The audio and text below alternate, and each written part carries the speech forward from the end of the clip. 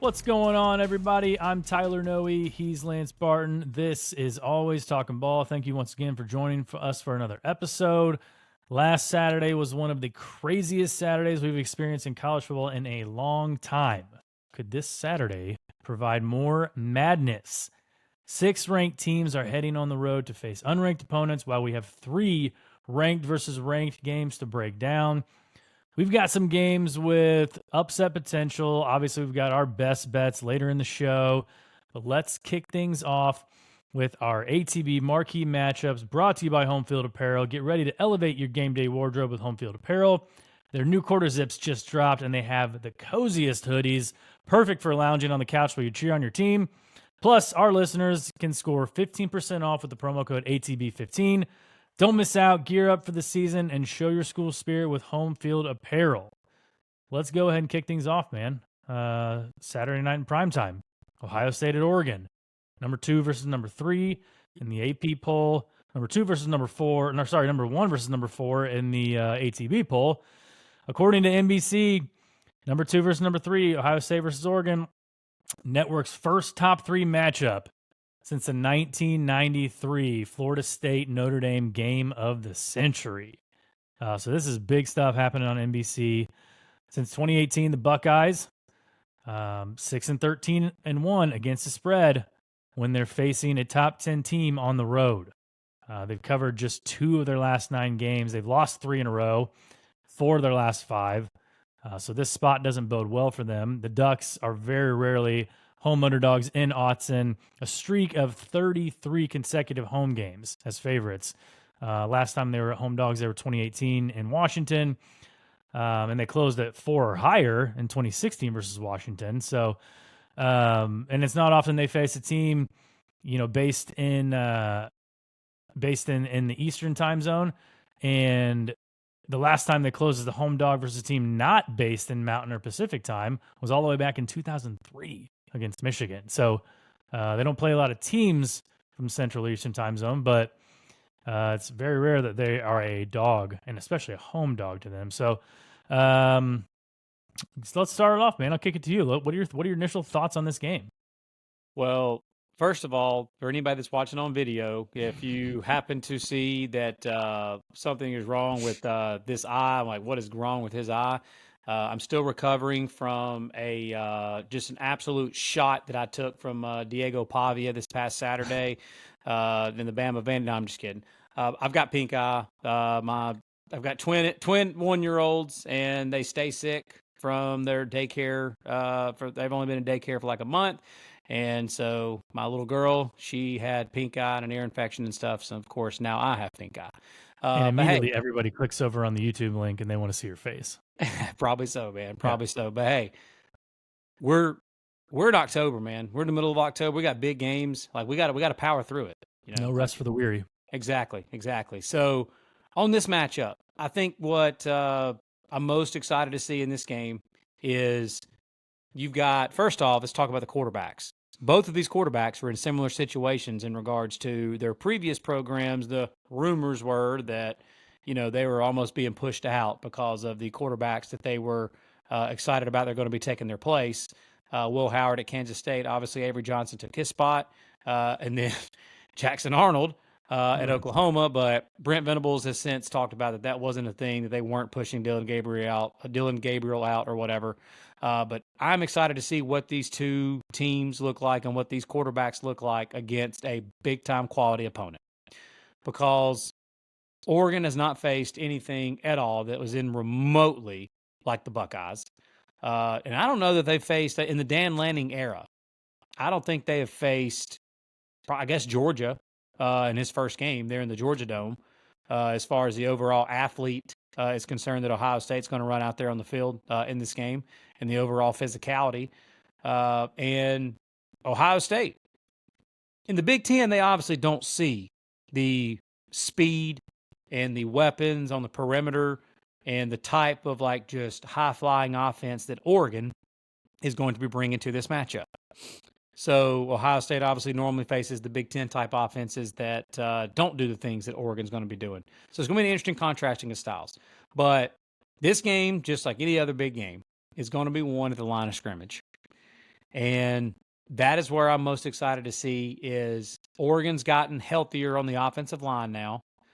How can this offensive line hold up against this Buckeye defensive front that is nasty?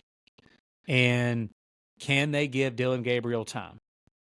Because Gabriel so far this year has been extremely good in the short pass game, the short and intermediate pass game, but he struggled a little bit on some deep shots, on some deep balls.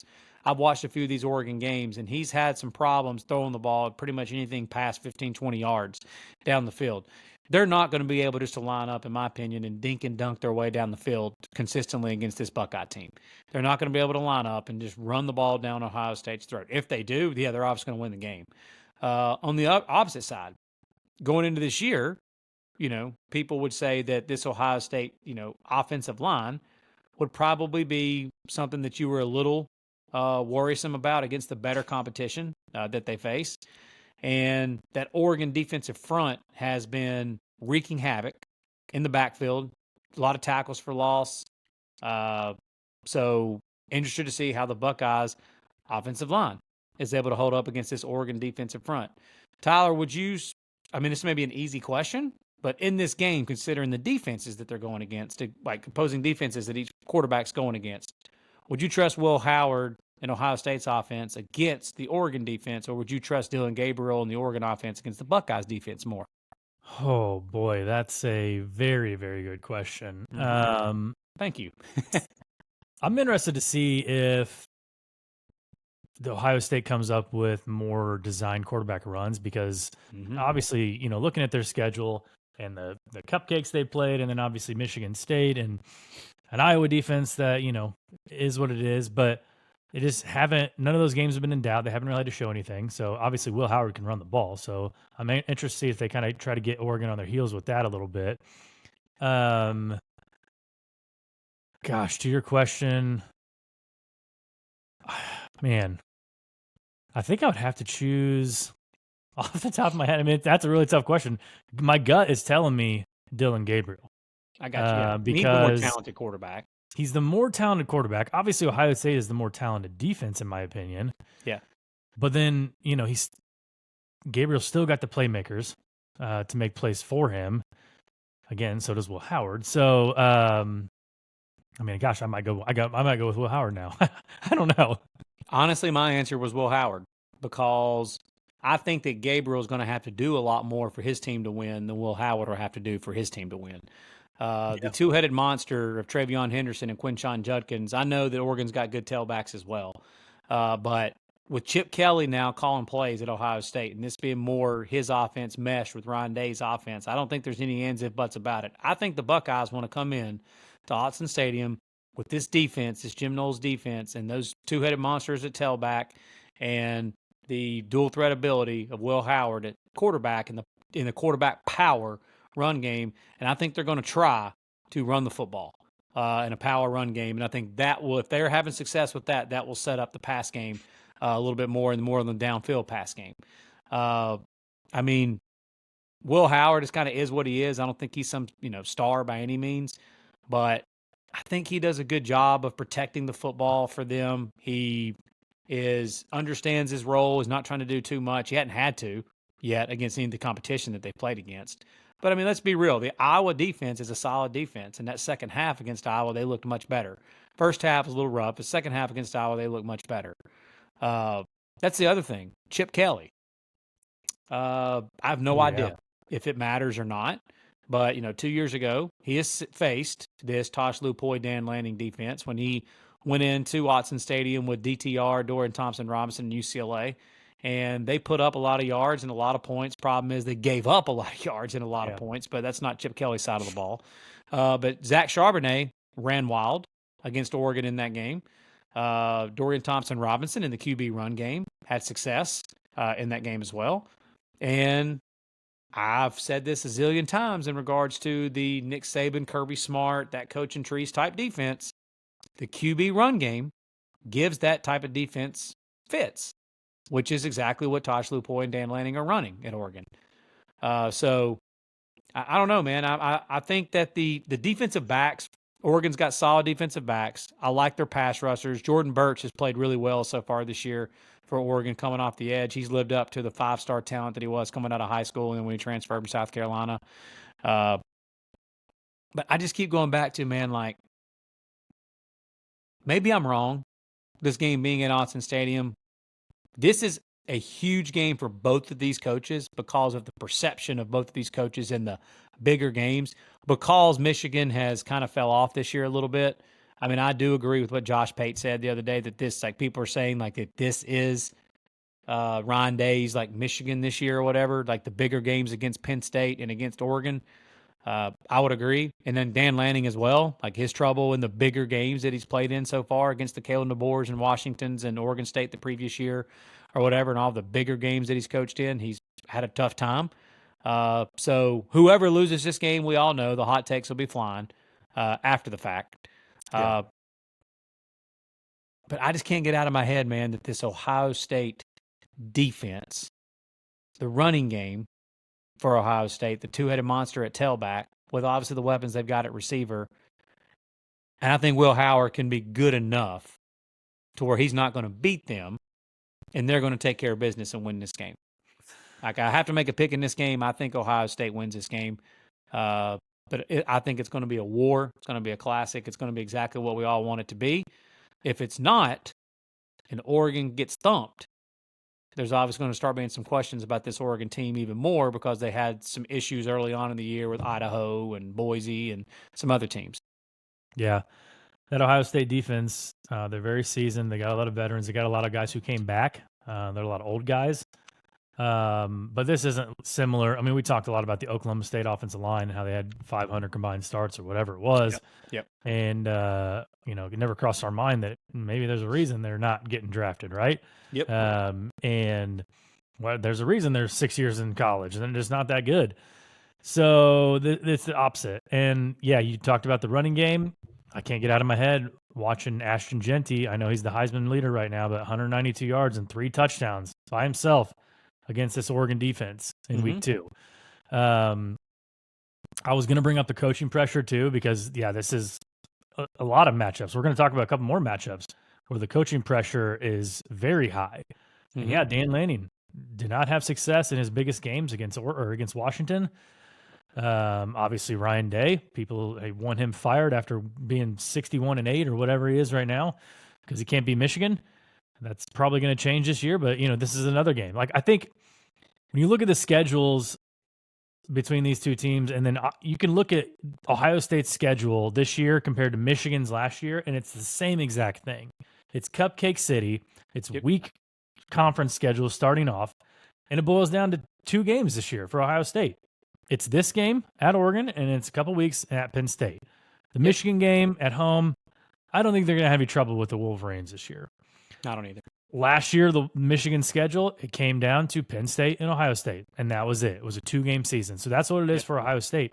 I do think that Oregon may have a little edge there because they were tested a little bit by Boise State in week 2.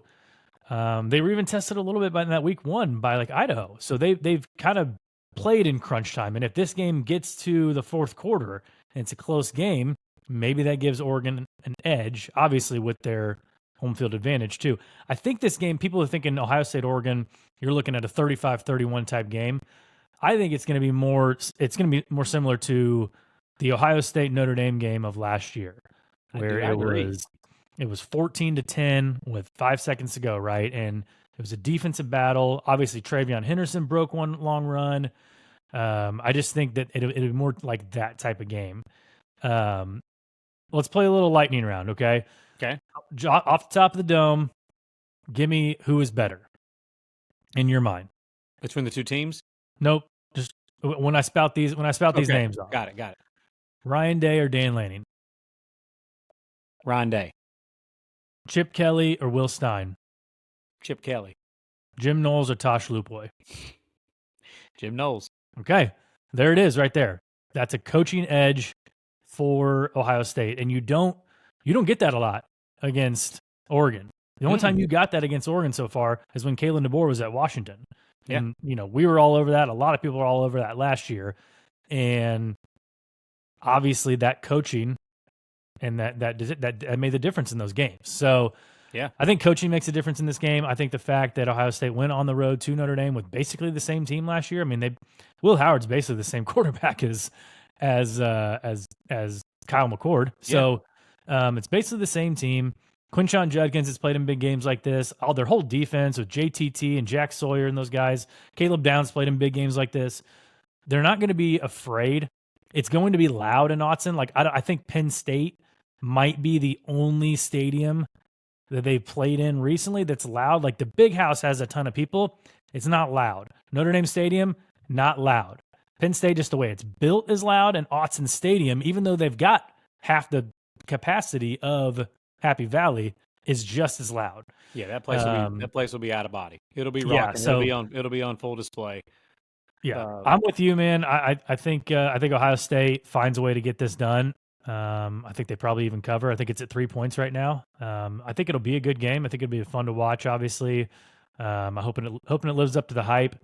And I'm kind of thinking a little lower scoring than probably other people think as well. I don't know that I disagree with you on that, because I think Ohio State, I do think they're going to try to run the football and control the clock and control this game with their defense. They're going on the road, hostile environment. I don't know that they just fully 100% just trust Will Howard to go win this game with his arm. Yeah. So, yeah. And I mean, Will Howard's thrown 3 picks in his last 3 games. Dylan Gabriel threw 2 picks, in the last game. So that total is at 53.5 right now. Yep. And Gabriel's like, I've watched the majority of these Oregon games. He's thrown some bad picks too.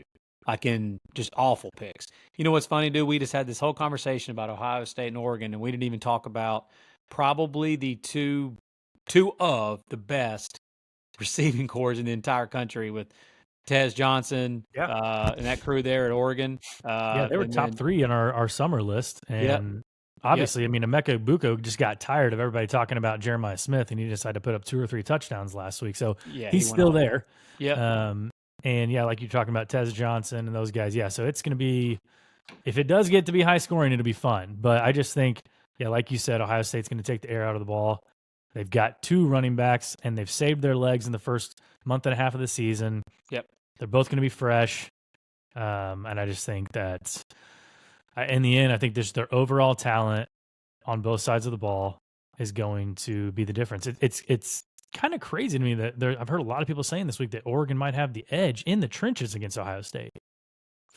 Maybe defensive line versus Ohio State's offensive line, maybe, because like Oregon's one of the top teams in the country again, and like overall like havoc rate, like forcing tackles for loss, all of that. Ohio State, but I don't care about this at all, because Ohio State's played nobody.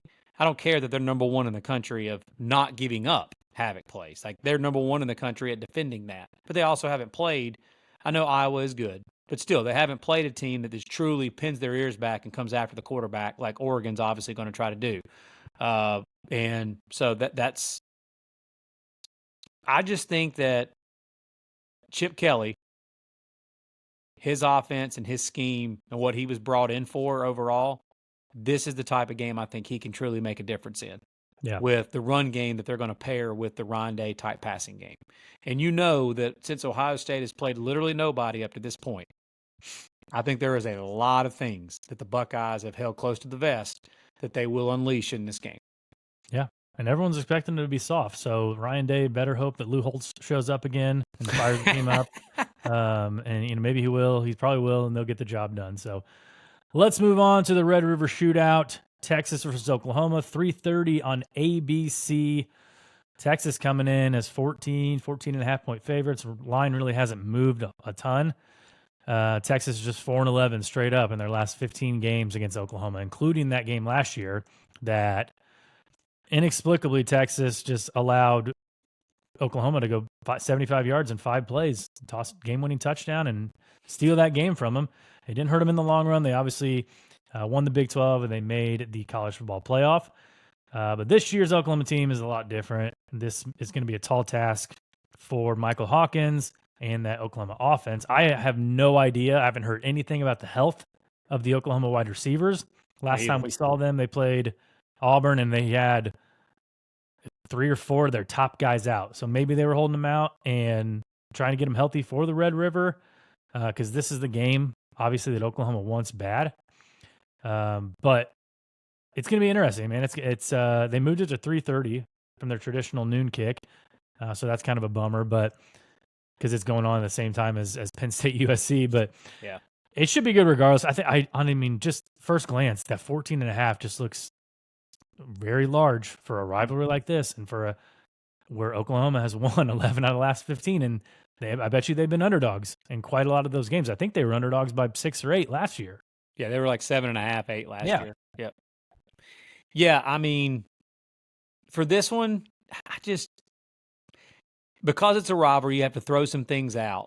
But if you're looking at the matchup itself, Oklahoma has surprisingly we heard a lot of people talk about their secondary going into the year, and they've been a little rough against the pass overall. They were against Tulane. They were against Tennessee on a couple of those shot plays that Tennessee had. They were against Auburn a little bit on the road. They can be had in the pass game.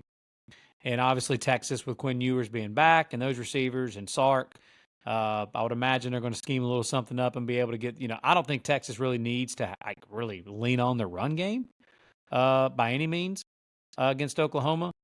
But, dude, I just don't know what this freshman QB Hawkins against Texas. I know Texas hasn't played any really good offenses yet. I don't think Oklahoma is either. Actually, I think our boy Cole Frederick pointed out the other day that Oklahoma has the worst total offense, I think, in the SEC right now overall through the season. Mm-hmm. And I think it might be a bad matchup, man, for Oklahoma. But because of the rivalry, I mean, you kind of just throw all that stuff out, man. I mean, last year, I heard a lot of people talking about how Texas was a bad matchup for Oklahoma last year. And then they forced some turnovers. Mm-hmm. That is without a doubt the key. Yeah. I think they forced, I don't remember, but it was multiple turnovers against Texas last year. And this year, Oklahoma is one of the best teams in the country at forcing turnovers again. And here's the common denominator. Brent Venables' defense is everywhere he's been. That's what they do. They practice it. They preach it. It's literally one of the DNAs of their defense is to get the ball away from you. And so, I mean, if Texas can protect the football and not turn the ball over and not beat themselves, because I think Oklahoma will need some help and need some gifts from Texas to be able to compete in this game. Yeah, here's the thing. I mean, they did turn the ball over 3 times in that game last year, and it still took Oklahoma a last-second touchdown to win the game. So that's concerning. And obviously, Dylan Gabriel was the quarterback then. So I just don't know how dude, I don't know how Oklahoma is going to manufacture enough offense in this game. I mean, again, they're going to have some non-offensive. If you think back to that Tennessee game, take away the stupid stuff that Jackson Arnold was doing, but just think about the offense trying to move the ball in general against Tennessee. I think that's kind of what you're going to see a little bit more of here. I know we're used to the Red River shootout being more of a shootout in the recent memory with Lincoln Riley being there and now Sark at Texas. But I don't know that Oklahoma, man, is going to be able to formulate enough offense. They're going to need some rivalry voodoo magic to come forth in this game, and the defense to make some plays to force some turnovers. Yeah, you could see a path, and I mean, again, we're gonna equate upsets the entire year back to the Vanderbilt game, because literally, if you want to pull an upset, you hold the ball for 42 minutes against a high-powered offense like Texas, and you're going to be in good shape. So you can see a path for Oklahoma. I just don't know if it's a likely path. If I were, I'm not betting on this game, but I do think the 14.5 is too much. I think Texas wins the game, but for some reason, I just think Oklahoma finds a way to keep it somewhat close. 14.5, obviously, he creates a backdoor cover situation there. So if I was leaning one way betting wise, I'd probably go for take 14.5 points with Oklahoma. And again, Quinn Ewers' first game back from injury. I guess so far we haven't really heard if he's confirmed or not, but I'm assuming he's going to be back for this game.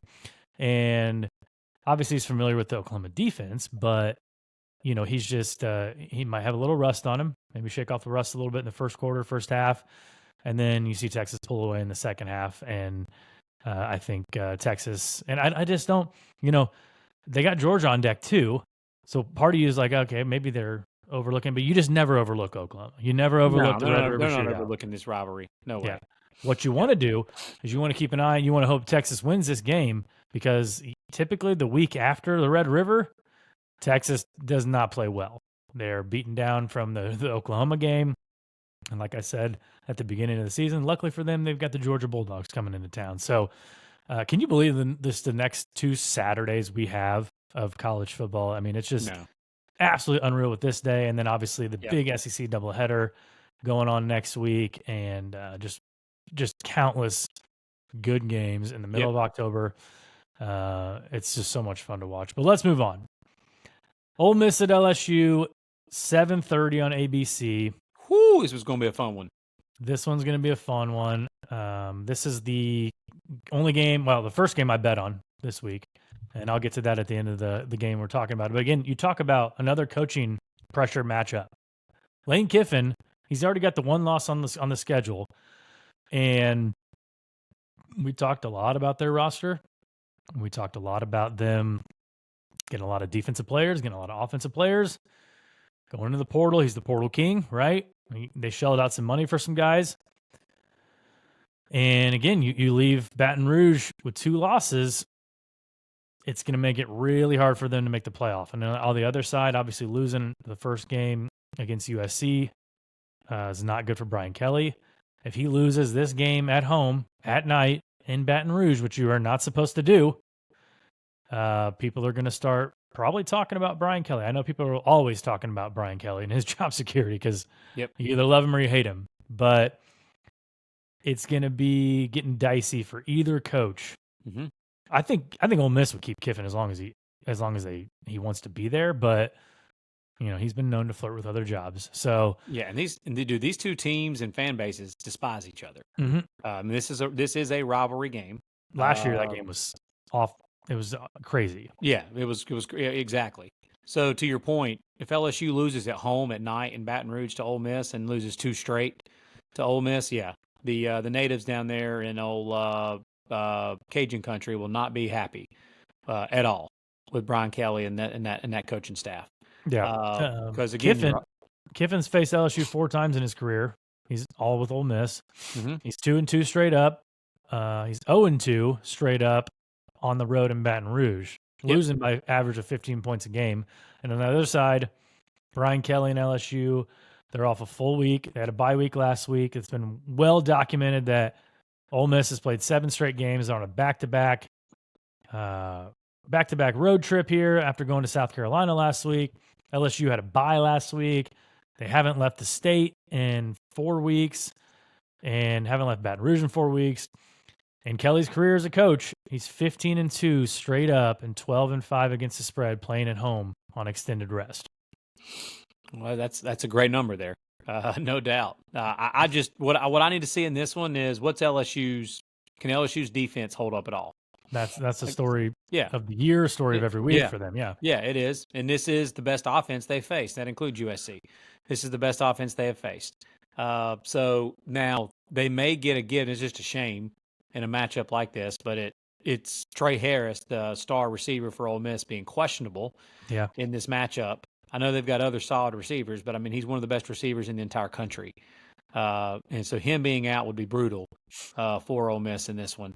But I got a question for you real quick. Sorry. Mm-hmm. Everyone, past couple of days have kind of started not piling on, but talking about Tennessee's offense. Obviously putting up 14 points against Arkansas, and kind of as you're looking back retroactively, you're like, oh, well, maybe they weren't that impressive against Oklahoma, and maybe all these teams. We're not going to say the same thing about Ole Miss. It's fair. I mean, 17 points against Kentucky and 27. Obviously, it was a comfortable win. So, a 27 against South Carolina. I know you can put up 40 against Wake Forest, and you can put up 76 against Furman or whatever. But, and I mean, it's probably unfair to judge either one of those teams just kind of based off 5 games until you get into conference play. But I just think if you're going to question Tennessee, you should probably question Ole Miss because they have probably more weapons than Tennessee. Yeah, overall, probably so. And also, too, like, this is by far the best offense, like not even close, the best offense that Ole Miss will have faced. I've been giving praise to Ole Miss's defense this year, and rightfully so. I mean, again, they're holding this is Ole Miss we're talking about. They held at South Carolina to 3 points. They're shutting people out. They've never done that no matter who they play. So they're obviously much better defensively. But this will be a significantly different test with Nussmeier and those receivers, Kelly in this offense with a bye week to prepare, this offensive line for LSU, who actually hasn't lived up to the billing of what we thought they would. But they've been listening to that too. And they have found a run game with this freshman tailback that they've got there now at LSU. They found it in the second half of the South Carolina game. So can Nussmeier, can this offense be a little balanced? Will it turn into a shootout again like it did last year in Oxford? Who do you think would be more comfortable winning in a shootout fashion? I mean, probably LSU. Yeah, I think so too. Because like Ole Miss with their defense right now, they're playing really well defensively. Yeah. I don't know if I trust. Well, he did it last year against them, but it just consistently like Jackson Dart in a shootout. Yeah. I mean, again, that's fair. I'm intrigued to see too. I can't even talk. Ulysses S. Bentley in that running game for Ole Miss on the road like that. They need to be able to get him going. And obviously, again, LSU's defense is pretty much just whoever wants to cut through them like knife through butter has been able to the last 2 years. But we'll see if Blake Baker and this crew with 2 weeks to prepare, what they can draw up to be able to try to slow down Ole Miss in this game. I'm leaning towards LSU at the moment for the reasons that you said, just talking about the spot that the game is in. I'm leaning towards LSU. I haven't made an official pick yet, but at this moment, I think that Nussmeier, that offense, Kelly with 2 weeks to prepare, I just think the spot in the night game in Baton Rouge and this offense for LSU will be able to do enough to be able to make up for what their defense is going to do and be able to get it done. And I think either way, it's going to be a close game. Yeah, and that's exactly why I bet LSU plus 3.5 early in the week. I just think it's a good spot. I'm not sure if they have any advantages on the field, but again, all the external factors, and obviously I trust Baton Rouge at night. I can't remember the last time they lost in Baton Rouge at night. It had to have been like 3 or 4 years ago when Alabama came in there or something, because the last time Alabama came in there, they beat them. And so they don't lose much at night. No. And I just think that place will be crazy. That will be one, if you can ever get to LSU at night, that would be one to go to. But let's move on. We got a couple more. We got 2 more marquee matchups to talk about. So it's a stacked week. Penn State at USC out in Los Angeles at the Coliseum, 3:30 Eastern, 12:30 local time out there on CBS. Penn State has been a bit of a wagon on the road recently, 13-5 straight up and 14-4 against the spread in their last 18 road games dating back to 2020. I would guess that 5 of those losses probably came to Ohio State and Michigan, but covering the spread in a lot of those games. This is USC's biggest line as a home dog versus a conference opponent since facing Oregon in 2012. Obviously, we're cheating a little bit. It's the new Big Ten, so Penn State technically is a conference opponent. But I think something that's got to be mentioned here is, again, a coaching pressure on both these guys, right? Mm-hmm. It's been well documented that, and we've talked about it here on the last episode, Lincoln Riley is 5-7 in his last 12 games. Mm-hmm. And Clay Helton was 23-9 in his first 32 games at USC, and Lincoln Riley's 22-10. So he's one game worse than Clay Helton. And I heard Pate the other day talking about how he was standing up for Lincoln Riley, basically trying to convince all the listeners that he was basically in year 1 of a rebuild because he didn't hire the right guys for the first time. He hired Alex Grinch and everything, and it didn't make. I mean, I love Josh Pate. It didn't make any sense to me. I'm like, no, he's the one that hired those guys. Exactly. He's the one who hired us. So to just give him an excuse for hiring those guys and say, well, he's really in year 1 of a rebuild, like that's not going to fly. And if USC's AD and all them are buying that crap, then they've got bigger issues on their hands. But I still think Lincoln Riley's a good coach. I'm not saying he's not a good coach, but his record should be noted. And obviously, James Franklin has won almost every game he's coaching in the past couple of years, except for Ohio State and Michigan. And so one of these guys, I mean, either Franklin goes out to USC and wins a big game, obviously as a favorite, but they win a big game against it sucks that they're not ranked anymore, but a solid USC team that, as of the Michigan game, everyone thought may contend for a Big Ten championship, or Lincoln Riley, finally corrects the ship and finally beats a top 10 team. Yep. Well, just like we talked about a minute ago with Ron Day, his Michigan this year, because Michigan's down, is Oregon or Penn State. That's just two big games this year. James Franklin, they don't even play Michigan. This year, and again, Michigan's down. So the two biggest games that James Franklin's going to coach in this year, this is the first one, and the other one's obviously when Ohio State comes to Happy Valley. So, to your point on the Michigan-Ohio State thing, the two best teams that he's played against the last few years, he hasn't found a way to win those games. And so, can he get it done on the road in this spot against USC, a team that obviously USC has it is a complete wounded animal back against the wall, must win, have to win game for the Trojans. Like, they have to win this game. And matchup-wise, I just don't know. Tell me something. Tell me somewhere. Like, here lately, USC's been giving up a lot of QB pressures. A lot. Penn State's one of the best teams in the country at pressuring the QB. I mean, even USC's receivers and some of those DBs for Penn State, man, are solid as a rock.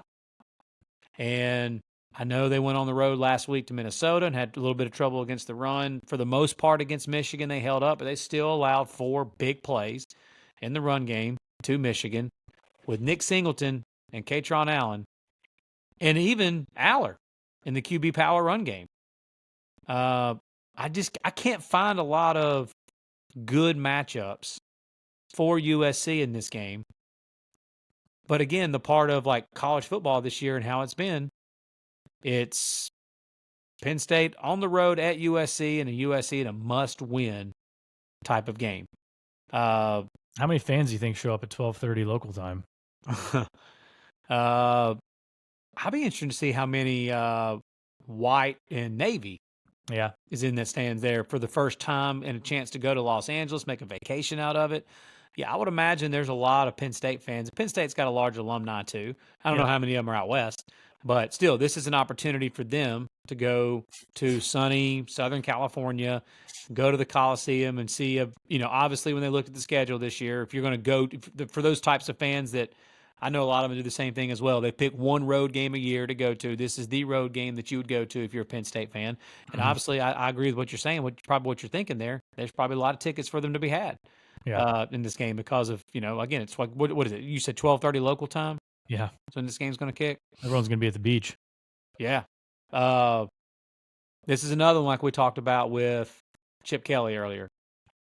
Is this an Andy Kotelnicki, offensive coordinator for Penn State? Is this his type of game? Can he create some explosive plays in the pass game for Drew Aller and Penn State? Or is Nick Singleton and Katron Allen, are they going to control it and run the football? Miller Moss has regressed a little bit the last few weeks. He played really well against LSU, but again, that's LSU's defense. Miller Moss is tough as can be and very talented, but I don't know, man. I'm a little worried for USC in regards to their ability to be able to block Penn State and getting pressure on Miller Moss consistently. Yeah, I don't know if it's necessarily that Miller Moss has regressed, but again, I mean, the whole Michigan game, he was beat up. Yeah. The Minnesota game, they got after him too. Penn State's going to do the same thing. And the other side of the ball, yeah, like you said, Singleton and Allen are going to. I mean, they're losing depth on the USC defensive line. Obviously, I don't think he's that great. I think he's way over talked about. But Bear Alexander is redshirting and transferred again. Yeah. But again, that's another depth piece that they're losing. Yeah. And you like to rotate those guys in. You get them fresh. And I just think by the end of the game, I think USC can keep it close for a while. They may be able to hit a couple deep shots, but And maybe they get like a special teams, touchdown from Zachariah Branch, right? That's always the wild card with him. Yeah. But I just think by the end of the game, Penn State will eventually wear down USC, similar to the Michigan game. And I think they'll be able to lean on them in the fourth quarter. And I think Penn State will be able to come out of there with the victory. 5.5 points, 6 points almost. It seems like a lot. But again, it's hard to get a read on this USC team, especially after that loss against Minnesota. Yeah, I'm more leaning towards I think Penn State wins this game in a close one and USC covers the spread. Because I just keep going back to the part of when you're dealing with these 18 to 23-year-old college kids, the emotion that comes along with the wounded animal back against the wall type mode with a talented coaching staff, a defensive coordinator, DeAnton Lynn at USC, and obviously Riley calling plays. I think they'll have a really good game plan. I'm just not sure overall, though, that they can just match up for 4 quarters against the physicality on both sides of the ball for Penn State. Yep. All right, last game to get to for our marquee matchups. If you can get some shut-eye at some point throughout the day, maybe a little 20-minute, 30-minute power nap, do it because this one kicks off at 10:15 Eastern. It's Kansas State at Colorado out in Boulder. Since Deion's been there as a favorite, the Buffs 6-1 straight up, and as underdogs, they're 2-8 straight up. Obviously, their lone wins came against TCU, first game of his tenure. And then that last game we saw him out there winning 48-21 in the bounce house, which nobody really expected.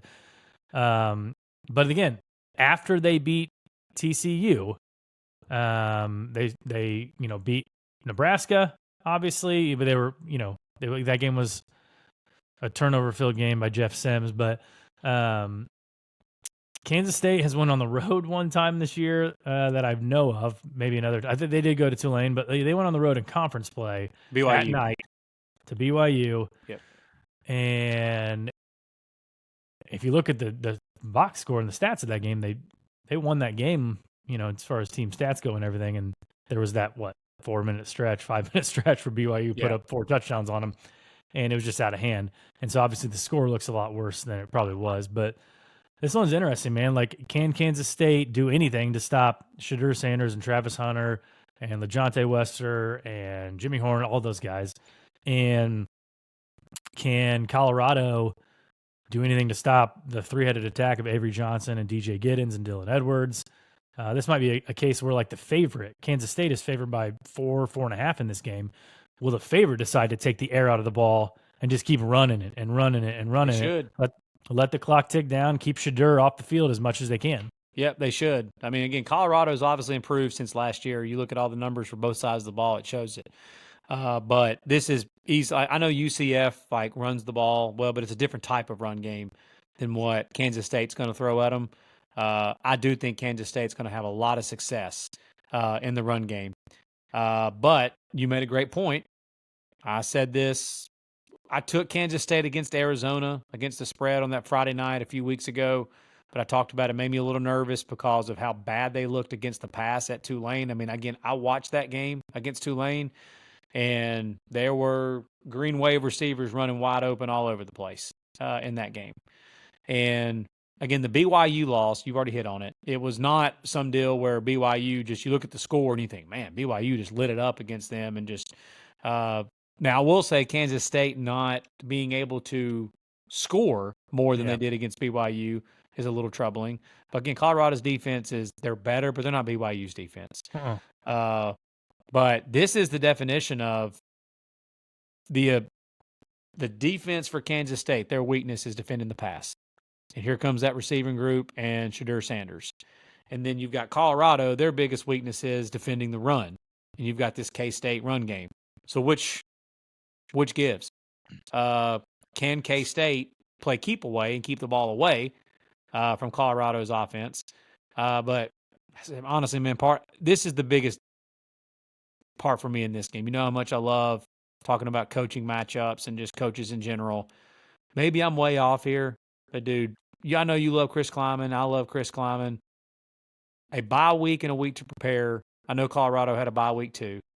But Chris Kleiman with a bye week to prepare for this game and to try to figure out a good game plan for this, I just got to trust that man in this spot. I don't have them yet. I haven't got there yet to lay because honestly, I feel like it's almost like a sucker bet, and I'm trying to think more through this throughout the week. But this might make the sheet on Saturday as far as some best bets. I may take a shot at the road favorite here again on KState. It's just amazing though that we're sitting here. If you'd have told me before the year started that KState was only going to be a 4.5 point favorite against Colorado, I'd have said you're an idiot. Yeah, I figured KState would be favored by more. The line was 6, I think, in the summer. Yeah. And before Colorado played UCF, it was 9.5. Yeah. And then Colorado obviously whooped up on UCF. Yep. And it dropped to 5.5. And it still continued to drop because I think the public just bets on Colorado. But we've seen UCF since then play Florida and just get absolutely worked too. So I'm not saying, again, everybody knows my thoughts on Colorado, but I'm not saying they're, some great team. But again, UCF is just probably not what we thought at the beginning of the season. So heck, Colorado may not be what I thought at the beginning of the season. I have no idea. But yeah, and last thing, Avery Johnson in the pass game has not been great, but he's the last couple of games started playing a little bit better. Yeah, in the pass game. Yeah. Again, bye week. It's more time for him to work on that stuff. I'm just, what do we see with that? But overall, they should run and run and run with DJ Giddens, Dylan Edwards, and Avery Johnson. Yep. All right, let's get to a handful of quick hitters. This segment is brought to you by Alpha Progression. Do you want to take your training to the next level? Meet Alpha Progression, the ultimate app for muscle gain designed by serious lifters who know what it takes to succeed. Developed by personal trainers and competitive bodybuilders, Alpha Progression is your go-to app for achieving your fitness goals. With its science-based approach, you'll have access to top-tier training programs tailored just for you. Whether you're a beginner or a seasoned pro, users rave about the intuitive user interface and powerful features that make it easy to crush your workouts. Recognized as Apple's App of the Day not once but twice and rated as the top fitness app in Germany, Alpha Progression is expanding globally now. Want to focus on specific muscles or work with the equipment you have? No problem. Their app creates customized plans that rival those of personal trainers that are charging $500 a month. Plus, their advanced algorithm analyzes your past performance to recommend the perfect weight and reps for every set. It's all about progression, and that equals long-term success. Try the pro version for just $12.99 a month or $79.99 a year and enjoy a 2-week free trial. Our listeners can head to alphaprogression.com/ATB and get 20% off of your first payment. That's alphaprogression.com/ATB for 20% off of your first payment. Unlock your potential with Alpha Progression today. Let's kick it off with the Tide. Back on the field. First time since last Saturday. South Carolina coming into town, 21-point favorites. Since 2017, Alabama straight up 7-0 after a straight up loss. It's interesting, though, we talk about DeBoer. He's only coached 4 games after a straight up loss in his career, and he's 2-2 in those games. 1-3 against the spread, losing as a favorite in 2 of those games. I'm not sure that means anything, but top 10 teams off of a road loss as a 14-plus point favorite are 21-5 straight up in their next game. So that's good news, but only 9-17 against the spread. So maybe a sign of things to come. I cannot believe we went all last week and last episode about that Alabama-Vandy game, and we did not mention the GOAT and how Vandy, after that game, put his face on the screen. Now, listen to this. I mean, and if you guys aren't familiar with it, he was on the McAfee show a couple weeks ago, and he said the only place that's not hard to play in the SEC is Vanderbilt. And to a certain extent, he's absolutely correct, because if you saw the wide shot of those games, 75 to 80% of the fans were wearing crimson. But my goodness, he's now in the media. And can you imagine if somebody said that before he was coaching a game at Vanderbilt, how pissed he would be? Oh, yeah. And now he's doing the same thing. And I'm not saying it made any difference. I'm not saying, like, Clark Lee even admitted, he's right. We're not using it as a bulletin board. But, like, again, Saban knows that these players they're watching McAfee, and they're on social media. They're seeing him say that it's not hard to play there. And he's just, it's how quickly things have changed with him with the media. And so I wonder if he regrets that at all, honestly. Like, I was like, I shouldn't have said that. I don't know, because I think he's so locked into doing his job to the best of his ability. I mean, but like you said, what he said wasn't wrong. No. It just was made for a very funny soundbite. Oh, yeah. Unless you're an Alabama fan, it did not. But yeah, it made for a very funny soundbite for the rest of the 99% of the country, and all Vandy fans, and how that ended up turning out. Oh, and you can just imagine he'd get up there at his press conference, with the Alabama sweater on and a Coca-Cola bottle on the podium, and he would just say that's rat poison, right? Yep, 100%, 100%. But to this game, South Carolina, obviously, poor Gamecocks, man. Getting Ole Miss last week after an upset loss over Kentucky. They get Alabama this week after an upset loss against Vandy. So these get-right spots. Obviously, they go on the road this time. It's a noon kickoff. You know me, I'm typically, those road noon teams. But in this case, man, you got to think that they're going to Alabama's going to come out and they're going to be playing with a lot of intensity. And we talked about it a lot, man. Like, maybe this is the game where they try to just get the ground game established. I know that front for South Carolina may not be, the right team to do it against. That's the only thing that really worries me, is that Dylan Stewart and those guys getting pressure on Milroe, similar to how Vandy did a little bit. I mean, that Dylan Stewart versus Elijah Pritchett matchup worries me a little bit, but you got to think that they can just line up, run the ball, start getting some more extended drives. I sent you a big, long list of their scoring drives this week, and I think they averaged out, to 2 minutes and 18 seconds or something per scoring drive on their scoring drives this year, which is just incredibly short. And I just think that's something, if I was a coach for them, which I'm not clearly, but I try to focus on this week. Yeah, I mean, like what you just pretty much answered the question. South Carolina's biggest strength on their entire team are those two edge rushers. That is the strength of their entire team.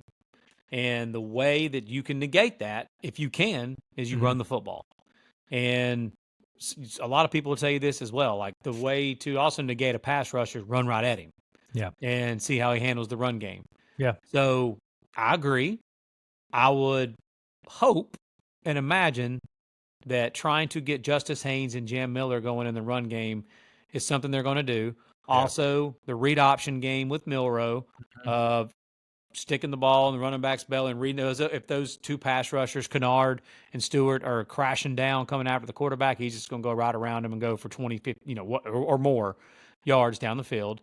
South Carolina's also been very suspect in these bigger games. We watched it against LSU. We saw it against Ole Miss, that they've been very suspect of giving up the big play in the pass game. What does Alabama do best? Shot plays. Yeah. So, I mean, I agree. And if Alabama's just going to drop back and try to throw shot plays over and over and over again, yeah, I would imagine that Kennard and Stewart they'll get some sacks. They will. But they also haven't seen a quarterback yet with the escapability and the dual threat ability of this much yet. I know Dart can move or whatever, but not even close as far as the speed overall the Milroe has. But if this were a Nick Saban coach team, I would be hammering the 21 and would be on here saying, all you make fun of me all you want. I'm going to take Alabama minus 21 and I'm going to lay it and laugh. Because I've done this for years. You just talked about what the record has been for Alabama off of losses. I did it it wasn't a loss, but if you remember last year after the South Florida game when everybody was burying them, I came on here and you said, what's your thoughts on this game? I said, I'm going to take Alabama minus 6.5. Everybody can laugh at me all they want. And Bama won by double digits. So you're losing faith in Kalen DeBoer that quick. You're just I'm not at all. I'm not at all, man. I just want to see, does this Alabama team still have that killer instinct? Yeah. That just, we're going to go out now and show to everybody that we're still Alabama, blah, blah, blah, all the stuff that some of those players like to say. I wish they'd shut up and just go do it. This is the week to go prove that. And it might make the sheet on Saturday. I'm leaning towards it making the sheet because I actually think that matchup-wise, again, take away the name of the team, whatever. Do you think that matchup-wise, like, don't you think Alabama's a really tough matchup for South Carolina in general and what South Carolina wants to do and what Alabama wants to do? Like, I just don't think that South Carolina matches up well with Alabama, like, at all. And you got to think Alabama's defense is going to come out obviously playing hopefully better, more inspired. But Their hair on fire, yeah. yeah, and Lenore Sellers, he's got some dual threat ability too, so that would worry me He's a a little little bit. hobbled right now, though. It seems Yeah. like he was a game time decision for that game last week, and they did not run the ball with him as much because he doesn't look healthy. Rocket Sanders doesn't look healthy either. Yeah, they can't throw the ball. They're not very good in the pass game at all. They're second to last in the SEC in their overall like offensive, like total offense, whatever. And like again, man, here we are saying this. I heard Ari Wasserman and Andy Staples say this too. He said it's crazy to say this, but here we are. I mean, Vandy's much better offensively than South Carolina is. Yeah, they just are. What's the crowd going to be like at 11 a.m. in T-Town after a loss like that? I'll say this, man. If they don't show up and show out, I'll be pissed. That might be something to Kirby calling out people at Sanford last week. That might be something I come back here and have a conversation about, like on Sunday, that I might have to talk about on this. You just may have to let me rant for a few minutes. That as spoiled as we've been for so long as a fan base with this Alabama team, that they go lose a game that obviously they shouldn't lose. Everybody's pissed. Yes, all that, but whole season still left to play and everything in front of them. They need to show up and show out and make a difference on Saturday against South Carolina. If they really don't show up for this game, then I'll have a lot to say on Sunday about it. Nighttime in Neyland Stadium on Saturday night. Florida at Tennessee. Spread I think is 15 and a half right now for Tennessee. Obviously coming off a loss to Arkansas. We talked a lot about Tennessee's offense on last episode and how there's question marks there. That's well documented. Can Graham Mertz and Billy Napier, it's a rivalry game. Can they work some magic and keep it close? Or are you of my opinion, or I'll just go ahead and give it. I just think this is the week that Heupel has been hearing, all about how his offense is not good and he's not letting Nico let it fly. Mm-hmm. I think he's going to let it fly this weekend. And I think if he throws picks or whatever, he might say, this is why I was keeping it conservative. It's kind of a win-win for him. So unless they lose.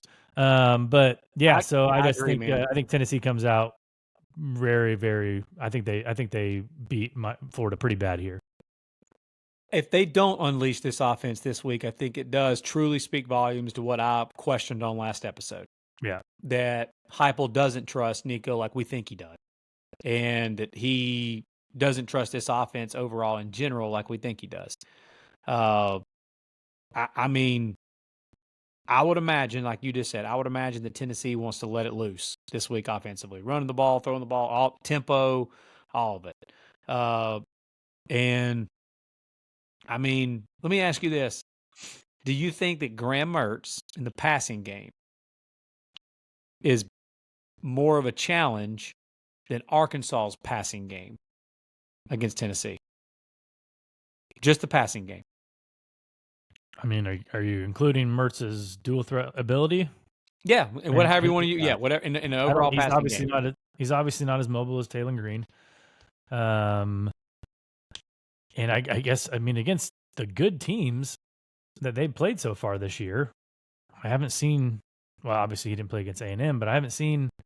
Or did he play against A&M? I can't remember. But against Miami they didn't look great. Against A&M they didn't look great. If you look at the wins on their schedule, the best win's UCF right now, right? Yeah. And I just think that Tennessee's defense is going to be able to perform a lot better especially at home, against Florida's pass offense than Arkansas's pass offense. Yeah, and I know we don't have it in front of us, but I know that like last year we were giving it out as a stat that Billy Napier, as an underdog, especially when he's a big underdog like this, he normally covers the spread and stuff. Like I remember last year we had Florida against Tennessee. That's the other part of this. Is Florida upset Tennessee last year in the swamp. Yeah. It's a revenge game for Tennessee. I'm interested to see if Mertz can have some success in the pass game here. But again, they've got to be able to block that Tennessee front. I don't think Florida will be able to run the football much against this Tennessee front. But I'm leaning towards more with you in this one, that if Tennessee is still as good as what we think they are, that they bounce back from last week. Last week was more of a anomaly, and they come out this week and flex and take care of business and cover. Yeah. Napier as an away underdog at Florida is 4-3 against the spread. Okay. So more covers than not. 6-4 as just an away team in general. So he's been a favorite a couple times. So he does seem to perform better on the road than he does at home. So maybe that's just the pressure, not having the pressure of the Florida boosters over your shoulders. Next game, Arizona at 4:00 Eastern on Fox, traveling to Provo. Big noon kickoff will be there. That's fun that they get to go there instead of Ohio State, Penn State, or Michigan like they usually do. Going out to Provo, BYU is number 14 in the country, number 11, I think, in our poll. Obviously, Arizona's got the Fafita-McMillan connection. Quayle Conley's been, running the rock pretty well. They had a very impressive win on the road at Rice-Eccles, right? Yep. That's we love to see that. We would love it if you followed up with a home victory over Texas Tech the very next week. But such is the life in the Big 12. Big 12 has been pretty easy for BYU this year, 2-0 so far. They won on the road even in non-conference play, won at SMU, who's looking like a top 3 team in the ACC. Right now, BYU's got the number 1 strength of record on ESPN. Yeah. So basically the top overall resume in college football is the 5-0 BYU Cougars. And Jake Retzlaff, he's actually their leading rusher. Their quarterback is their leading rusher. But he's tossed the rock for 1,200 yards, 12 touchdowns, 5 picks. And BYU obviously getting it done on special teams against Kansas State. Their defense is playing really well up until that second half against Baylor. And, man, they could be a sleeper in the Big 12. I don't know why I keep saying sleeper because they're winning the Big 12 right now. But no, but everybody, I think their win total before the season was 4.5 or 5.5. 5.5. Yeah, it's 5.5. And they're another one, man. We talk about these teams that outgain other teams and lose, or teams that get outgained and win. BYU, their last 2 games against Kansas State, they won the. You mentioned a minute ago with Kansas State, they won the game 38-9 and got outgained. Mm-hmm. That tells you that there's some turnovers, some fortunate things happen, like one of the craziest punt return touchdowns we've ever seen. So I'm just wondering, when does BYU's slipper come off? I doubt it's at home. I probably don't disagree with that. I'm not saying it's this week. I'm not saying it's this week. It's coming. Yeah. It's coming. You can't just for a whole season continue to they're not really doing anything extremely well. They're just solid. They're fine.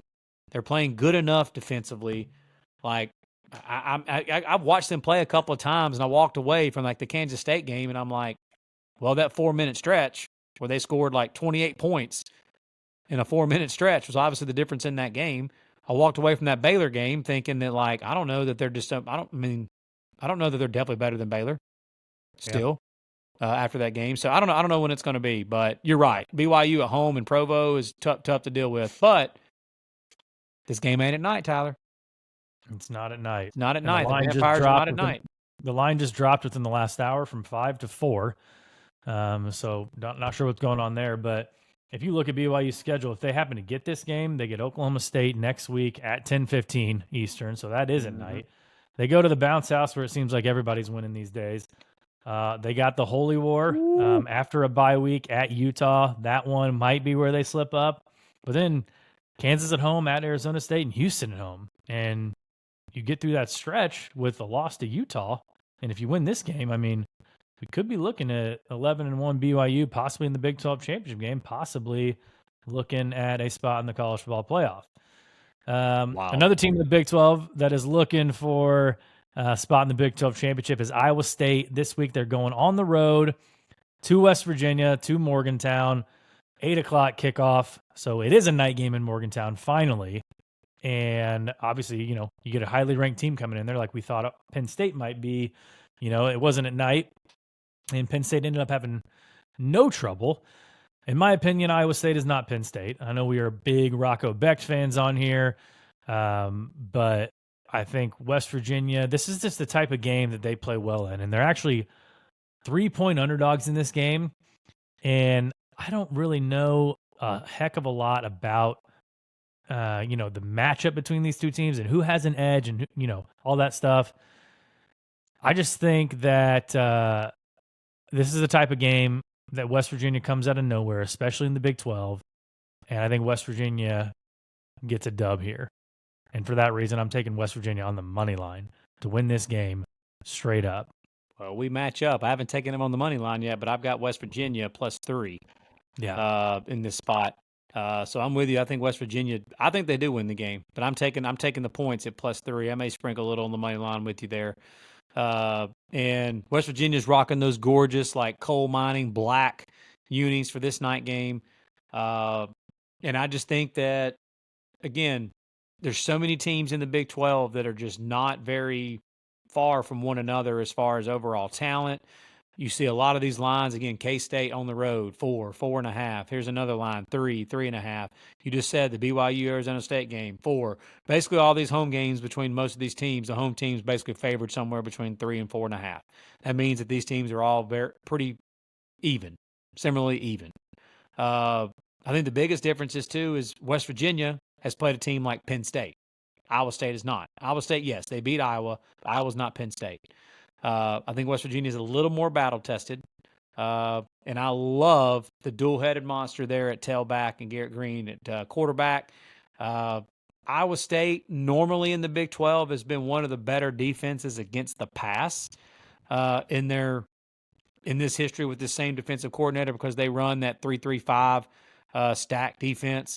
They're a little more susceptible against the run. Now, they've done much better against the run the last 2 years, but like in a game like this year, they haven't faced a running back tandem like what they're going to face this weekend in West Virginia. And a quarterback that's also very good with his legs and dual threat. Again, we talked about it. West Virginia last year led the Big 12 in rushing and was top 5 in the country in rushing yards. And they brought back all of that production this year with C.J. Donaldson, Jaheim White, and Garrett Green. Yeah. So I'm with you, man. I like West Virginia in this spot. I think they get it done, and it just adds another week to the part of where the Big 12 is just wild as can be. But by the way, if Iowa State can get this, when you look at their schedule, you see a path too. Like, when are they going to lose? Right. So, last game we'll talk about is the other team in Iowa, the Iowa Hawkeyes, hosting the Washington Huskies. It's a noon Eastern kickoff, 11 a.m. in Iowa City, 9 a.m. out in Seattle. Brutal, brutal spot for the Huskies. Obviously coming off a win over, yes, an albeit overrated Michigan team, but again, they were still number 10 in the country. You were favored. You got the job done after obviously brutal losses to Washington State and Rutgers. They finally jumped over that hump, and now they got to go to Kinnick. 9 a.m. body clock start. They don't have to fly too far across the country, but it's a tough spot for Washington, in my opinion. I know Will Rogers is playing a lot better this year under Jed Fish. 12 touchdowns, only 1 pick. Yep. Jonah Coleman, like we talked about, really having a lot of success on the ground.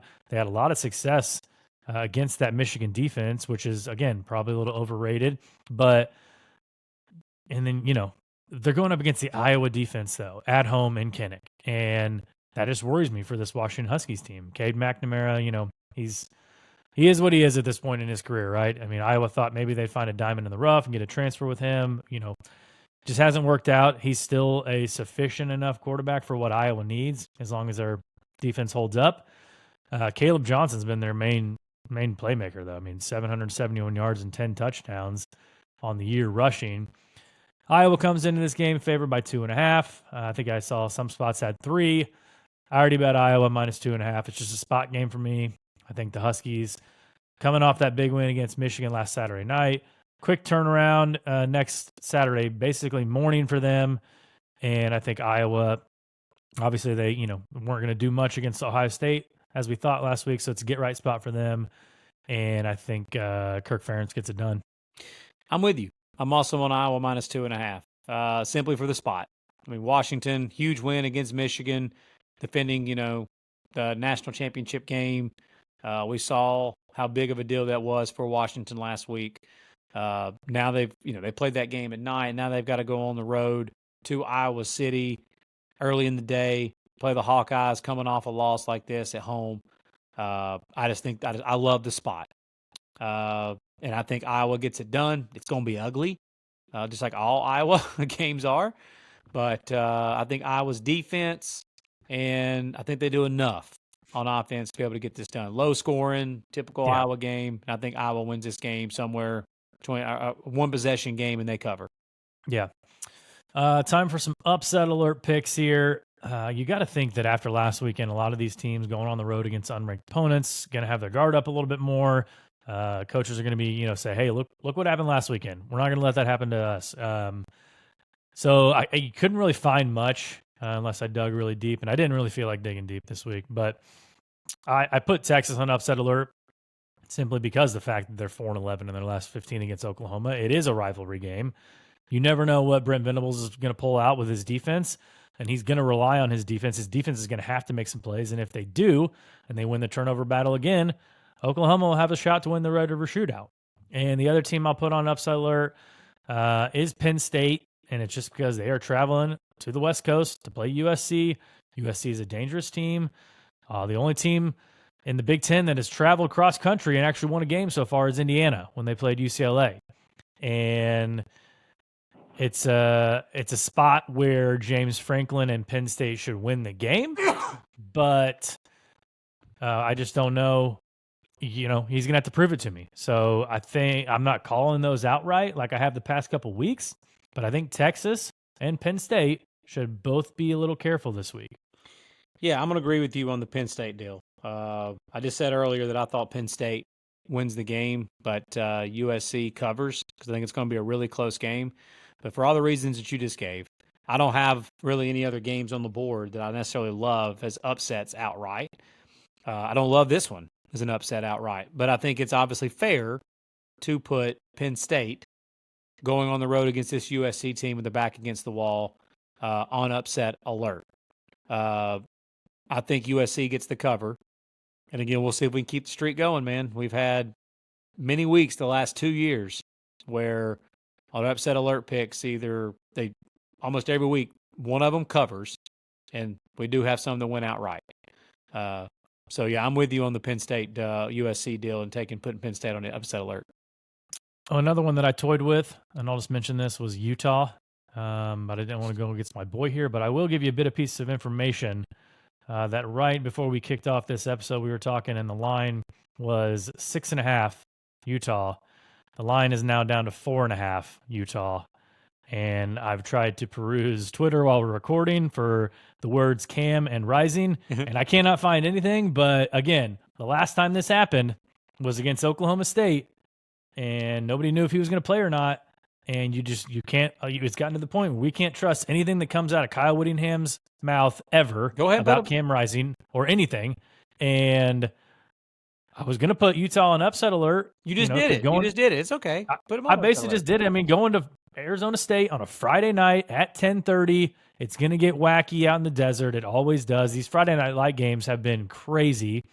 And so, yeah, I'll go ahead and do it. I'll put Utah on upset alert. Why not? There you go. Go ahead. Poke your chest out there and do it. There's nothing wrong with that. Yeah. Good stuff, man. All right, so who we got for best bets? Best bets, I already gave out LSU plus 3.5, Iowa minus 2.5, and West Virginia money line. I'm also on Syracuse minus 4.5 at NC State.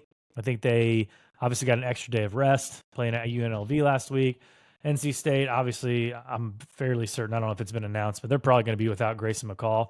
And the backup came in, did pretty well, but NC State's reeling right now, man. Yep. And I think Fran Brown, again, he punished me. He punished me last week for going against him after I hyped him up all offseason. And I talked about how Kyle McCord is basically Will Howard. And I bet against him last week, and they killed me. They killed me for it. So I'm taking him this week on the road, minus 4.5. Another one I got was Pitt, minus 3, home against Cal.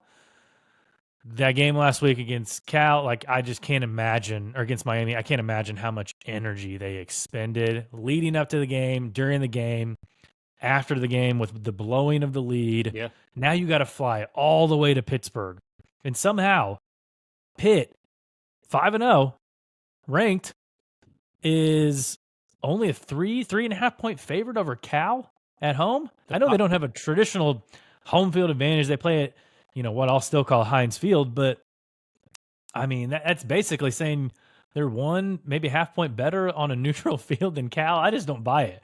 And I think Holstein has been balling. I think this is a game where Pitt gets the win. I think they got a chance to make it ugly against Cal, in my opinion. The old Fighting Narduzzi's. Yeah. I'm with One you more on- game I'm looking at. Sorry. All right, go ahead. I got to do it. I mean, I haven't got there yet, but I might as well, right? Illinois playing at home against Purdue. 19 and a half point favorites. Illinois off a bye. Purdue, any team they play that's worth anything. Notre Dame 66-7. Wisconsin 52-6. Heck, they went out to Oregon State and lost by 17. Purdue is who we thought they were at the beginning of the year. Yep. We said their worst case scenario was 1-11, and it looks like they are chugging right along that Boilermaker to 1-11. So I might as well get on Illinois minus 19, minus 19 and a half. I don't know if that line matters. That's kind of a game where, just as the Wisconsin game last week, it's like I should have just bet more on it because it was 11 and a half last week. It was weird. Yeah, that's not a bad one there, man. Just play against teams like Purdue or play on a few other teams. Yeah. I'm with you on Iowa minus 2.5. I gave out that one already. I'm with you on West Virginia. You took a money line. I got West Virginia plus 3. I may sprinkle a little money line, but I've definitely got West Virginia plus 3. And the only other one that I have right now is, so I like Iowa because of the spot against Washington. Who had the biggest win in the history of their program this past Saturday? Yeah. I mean, who has been celebrating all week and been putting out NIL inquiries publicly on social media and stuff because of their win against Alabama? Yep. Vandy. Yep. Vandy now on the road after the biggest emotional win in their program's history. Now goes on the road to face Kentucky, who's coming off a bye. And as my dad, old Doug Barton, says, that line's there for a reason. Odds makers are trying their best to keep you off. They're trying to scare you away from Kentucky. Challenge accepted. I will take Kentucky minus 13.5. Do I think Kentucky should be favored by 13.5 points over Vandy? I don't. But they are. And I think they know something that the old saying that they know something we don't know. I think Kentucky, again, Vandy coming off that spot. I'm going to take a shot here that Kentucky off a bye. Vandy off the biggest win, emotional win in program history. That Kentucky's defense saw how Alabama defended Diego Pavia in that offense. They won't defend it that way. And I think Kentucky gets it done and wins comfortably and covers the 13.5 against Vandy. That was I told you before Guess the Spread, I said, whenever you give out the spreads on this, I'm going to blindly just take Kentucky. I was a little floored when I saw the line was as high as it was because I think I thought the spread was going to be 7.5 or something like that. Whatever. Don't care. If I wake up Sunday and Kentucky covers and I don't have them, I'm going to be real upset. So I can live with it if Vandy goes to Kentucky, if they win outright, if they cover, whatever. I'm going to take this spot right here 100 out of 100 times. So I've got Kentucky minus 13.5 as my last best bet that I'm giving out here today. Follow us on X on Saturdays at AlwaysTalkBall. We give out our best bets every Saturday morning, usually sometime between 8:30 to 9:30 Central. So that's 9:30, 10:30 Eastern. You can go check it out. And the football that we're going to be able to watch this weekend is going to be incredible. I can't wait. Yep. I can't wait. We got a ton of big games. We'll be back on Monday, obviously, to break all the big ones down. Heck, we'll be breaking stuff down we didn't think we would break down. We didn't think we'd be talking about Alabama Vandy last week, and we did. So you never know what's going to happen on College Football Saturday. It's a pleasure for us to be breaking everything down and talking with you guys. Again, follow us on socials. Interact with us. We love the banter. We live for it. It's college football. We love it. So until next time.